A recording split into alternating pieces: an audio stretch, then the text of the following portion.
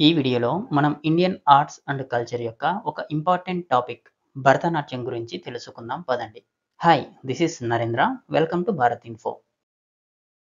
భరతనాట్యాన్ని fire dance అని కూడా పిలుస్తారు. ఎందుకంటే భరతనాట్యం యొక్క మూమెంట్స్ డాన్సింగ్ ఫ్లేమ్ లాగా కనిపిస్తాయి కాబట్టి. భరతనాట్యానికి ఈ పేరు రెండు పదాల కలయిక ద్వారా ఏర్పడింది. అదే భరత ఇంకా నాట్యం. ఈ భరతనాట్యం నాట్య శాస్త్రాన్ని రచించిన భరతముని పేరుతో పుట్టి ప్రసిద్ధిగాంచిన ఒక శాస్త్రీయ నృత్య విధానం.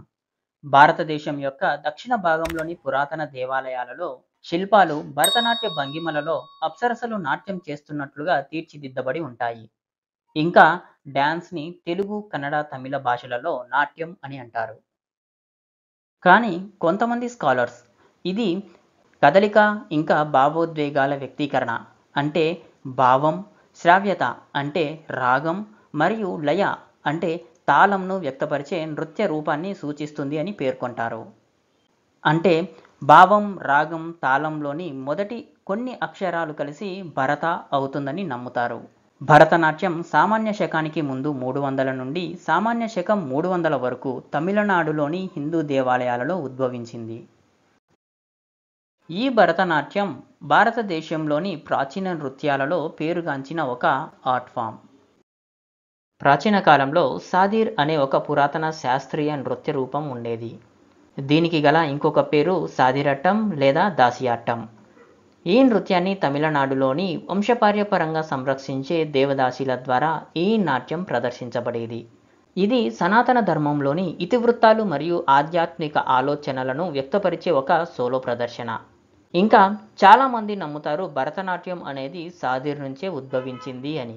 బ్రిటిషర్స్ రాకముందు మన సొసైటీలో దేవదాసీలకి ఒక రెస్పెక్టబుల్ పొజిషన్ ఉండేది. కానీ బ్రిటిష్ పాలనలో దేవదాసీలను నీచంగా లేదా తక్కువగా చూడటం స్టార్ట్ చేయడం వలన దేవదాసీల సంపద యొక్క నష్టానికి దారితీసింది. దీనితో భరతనాట్యం యొక్క స్వర్ణయుగం ముగిసింది అని చెప్పుకోవచ్చు. 20వ శతాబ్దపు ప్రారంభ దశలో దేవదాసీ వ్యవస్థను నిర్మూలించడానికి డాక్టర్ ముత్తులక్ష్మి రెడ్డితో పాటు చాలామంది పోరాడారు. దీని వలన దేవదాసీ వ్యవస్థ కనుమరుగవడం మొదలయ్యింది. ఇన్ఫ్యాక్ట్ మన రాజ్యాంగంలోని ఆర్టికల్ 23లో కూడా దేవదాసీ వ్యవస్థని నిషేధించారు. ఇలా 20వ శతాబ్దంలో భరతనాట్యం ఆల్మోస్ట్ అంతరించిపోయే దశకు చేరుకుంది. ఈ విధంగా భరతనాట్యం కనుమరుగు అయ్యే దశలో ఈ కృష్ణ అయ్యర్ ఒక ప్రామినెంట్ ఫ్రీడమ్ ఫైటర్ ఆ కళ యొక్క గొప్పతనాన్ని ఆయన అర్థం చేసుకున్నారు. మరియు దేవదాసీలతో భరతనాట్యం యొక్క అనుబంధం కారణంగా దానికి చూపబడిన అగౌరవం మరియు కలంకం గురించి విచారం వ్యక్తం చేసి మద్రాస్ మ్యూజిక్ అకాడమీని స్థాపించి ఈ నృత్య కళ అంతరించిపోకుండా కాపాడటానికి కృషి చేశారు. ఇంకా రుక్మిణీదేవి అరుండాలే లాంటి ఫేమస్ ఫీమేల్ భరతనాట్య ఆర్టిస్టులతో ఈ ఆర్ట్ ఫామ్ మన దేశంలో మాత్రమే కాకుండా విదేశాలలో కూడా సుప్రసిద్ధి పొందింది. రుక్మిణీదేవి అరుండాలేతో పాటుగా యామిని కృష్ణమూర్తి, పద్మా సుబ్రహ్మణ్యం, మల్లికా సారాభాయి, మృణాలిని సారాభాయి, ఇంకా లక్ష్మీ విశ్వనాథన్ లాంటి ప్రముఖ భరతనాట్య ఆర్టిస్టుల వలన భరతనాట్యం యొక్క ఖ్యాతి చాలా వరకు పేరు పెంపొందింది. సాదిర్ అనేది ఒక సోలో డ్యాన్స్. భరతనాట్యం కూడా దీని నుంచే ఆరిజినేట్ అయ్యింది. ఇందువలన భరతనాట్యంలో కూడా మొదటిగా సోలో డ్యాన్స్ పర్ఫార్మెన్స్ ఉండేది. ఈ ప్రదర్శన సాధారణంగా 2 నుంచి 3 గంటల పాటు ఉంటుంది. ఇంకా దీనిని మహిళలు ఎక్కువగా ప్రదర్శించేవారు. అందులో డాన్సర్స్ అనేక రకాల రోల్స్ ప్రదర్శించేవాళ్ళు. అందువలన దీనిని ఏక్చర్య లాస్యం అని కూడా పిలుస్తారు. కానీ ప్రస్తుతం ఇది పురుషులతో పాటుగా గ్రూప్ పర్ఫార్మెన్స్లలో కూడా ప్రదర్శించబడుతుంది. 19వ శతాబ్దంలో చిన్నయ్య, పొన్నయ్య, శివానందం ఇంకా వడివేలు అనే నలుగురు సోదరులు కర్ణాటక సంగీతం మరియు భరతనాట్య అభివృద్ధికి దోహదపడ్డారు. వీరిని తంజావూరు క్వార్టెట్ అని కూడా పిలుస్తారు. వారు భరతనాట్యాన్ని ఒక అధునాతన కళారూపంగా రూపొందించారు. ఇంకా భరతనాట్యం 7 స్టేజెస్లో పర్ఫార్మెన్స్ చేయబడుతుందని వివరించారు. అవి మొదటిగా అలరిప్పు, దాని తర్వాత జాతిస్వరం, తర్వాత శబ్దం, వర్ణం, పదం, జాబెలి, ఇంకా చివరిది తిల్లానా. అలరిపు ఇది భరతనాట్య ప్రదర్శన ప్రారంభంలోని మొదటి దశ. ఈ దశలో బేసిక్ డాన్స్ పోస్చర్ రిథమిక్ సిలబల్స్‌తో స్టార్ట్ అవుతుంది. సిలబల్స్ అంటే ఒక అక్షరంతో శబ్దం చేసే వర్డ్స్.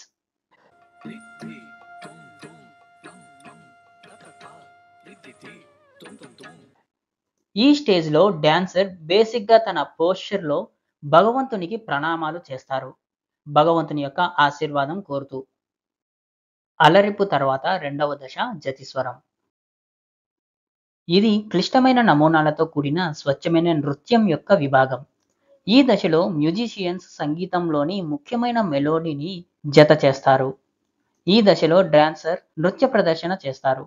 అంటే ఎలాంటి ఎక్స్‌ప్రెషన్స్ లేకుండా బేసిక్ డాన్స్ పెర్ఫార్మెన్స్ చేస్తారు అన్నమాట. ఇక మూడవ దశ శబ్దం. ఇది కథ చెప్పడం మరియు వ్యక్తీకరణ అంశాలను మిళితం చేసే విభాగం. ఈ దశలో పెర్ఫార్మర్స్ వారి డాన్స్‌లో ఎక్స్‌ప్రెషన్స్ ఇంకా అభినయాన్ని యాడ్ చేస్తూ స్టార్ట్ చేస్తారు. ఈ దశలో నృత్యానికి డ్రామాటిక్ ఎలిమెంట్స్‌తో పాటు స్టోరీస్‌ని యాడ్ చేస్తారు. అంటే నాట్యాన్ని ప్రదర్శిస్తారు అన్నమాట. ఈ నాట్యంలో భగవంతుడిని ప్రశంసించడం జరుగుతుంది. శబ్దం తర్వాత నాలుగవ దశ వర్ణం. భరతనాట్య ప్రదర్శనలో ఈ విభాగం ముఖ్యమైనది. ఇందులో నృత్యం ప్రదర్శించబడుతుంది. డాన్సర్ నృత్యంతో పాటుగా సెంటిమెంట్స్ ఇంకా ఎమోషన్స్‌ని జోడిస్తారు. దీనిలో మ్యూజికల్ ఇన్‌స్ట్రుమెంట్స్, తాళము ఇంకా రాగములతో సింక్రొనైజ్ అయ్యి స్టోరీస్‌ని ఎక్స్‌ప్రెస్ చేయడం జరుగుతుంది. ఈ స్టేజ్‌లో ఎక్స్‌ప్రెషన్స్ కోసం బాడీ పోస్చర్స్ ఇంకా హ్యాండ్ జెస్చర్స్ అంటే ముద్రలను ఉపయోగిస్తారు. మొత్తం భరతనాట్య ప్రదర్శనలో ఎక్కువ సమయం అంటే ఆల్మోస్ట్ 45 నిమిషాల నుంచి 1 గంట వరకు ఈ విభాగం ఉంటుంది. ఇక ఐదవ దశ పదం. దీనిలో సంగీతం లైట్‌గా ఉంటుంది. ఈ దశలో తిరిగి నాట్యంతో పాటుగా భావోద్వేగాలు మరియు మనోభావాలను తెలియజేసే సూక్ష్మమైన కథ చెప్పే విభాగాన్ని ప్రదర్శిస్తారు. ఇది అభినయంను వ్యక్తపరిచే భాగం.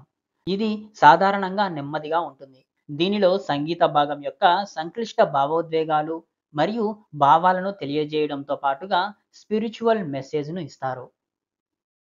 ఆరవ దశ జావెలి. ఇది ప్రేమ యొక్క ఉద్వేగభరితమైన వ్యక్తీకరణ యొక్క ఒక విభాగం. ఇందులో ఫాస్ట్ టెంపోతో షార్ట్ లవ్ లిరిక్స్ పెర్ఫార్మ్ చేస్తారు. దీని సమయం పదం కంటే తక్కువగా ఉంటుంది. ఇక భరతనాట్యంలో చివరి దశ తిల్లానా. తిల్లానాతో భరతనాట్య ప్రదర్శన ముగుస్తుంది. ఈ విభాగం నృత్య విభాగం. అంటే ఈ స్టేజ్‌లోని డాన్స్ పెర్ఫార్మ్‌లో ఎలాంటి ఎక్స్‌ప్రెషన్స్ ఇవ్వబడవు. ఇది శిల్పకళా స్థానాలతో అందమైన కదలికలతో రూపొందించబడి ఉంటుంది. ఇక ఇది తరచుగా వేగవంతమైన లయతో ముగుస్తుంది. పైన చెప్పబడిన ఈ ఏడే భరతనాట్యం యొక్క 7 ఎలిమెంట్స్. ఎలాంటి భరతనాట్య ప్రదర్శనలో అయినా మనకు ఇండియన్ క్లాసికల్ డాన్స్ యొక్క 2 అంశాలు కనబడతాయి. అవే లాస్యం ఇంకా తాండవం. లాస్యం అంటే లావణ్యం, భావం, మనోహరమైన అభినయాలతో కూడి ఉంటుంది. దీనిలో ఎక్కువగా స్త్రీ లక్షణాలు కలిగిన అంశాలు ఉంటాయి. ఇక తాండవం అంటే రిథమ్ అండ్ మూవ్‌మెంట్స్. దీనిలో ఎక్కువగా పురుష లక్షణాలు కలిగిన అంశాలు ఉంటాయి.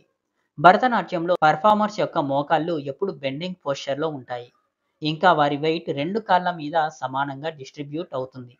భావోద్వేగాలను వర్ణించడానికి ఎక్కువగా వీరు చేతి ముద్రలను, ఇంకా శరీర భంగిమలను భరతనాట్యంలో ఉపయోగిస్తారు. భరతనాట్యంలోని కొన్ని ముఖ్యమైన ముద్రలలో ఒకటి కటకముఖ హస్త ముద్ర. హస్త అంటే చేయి. దీనిలో 3 వేళ్ళని కలిపి ఓం సింబల్‌ని రిప్రజెంట్ చేస్తారు. సో, ఈరోజు ఇండియన్ క్లాసికల్ డాన్స్‌లోని భరతనాట్యం గురించి మనం తెలుసుకున్నాము. నెక్స్ట్ వీడియోలో కూచిపూడి నృత్యం గురించి తెలుసుకుందాం. జై హింద్.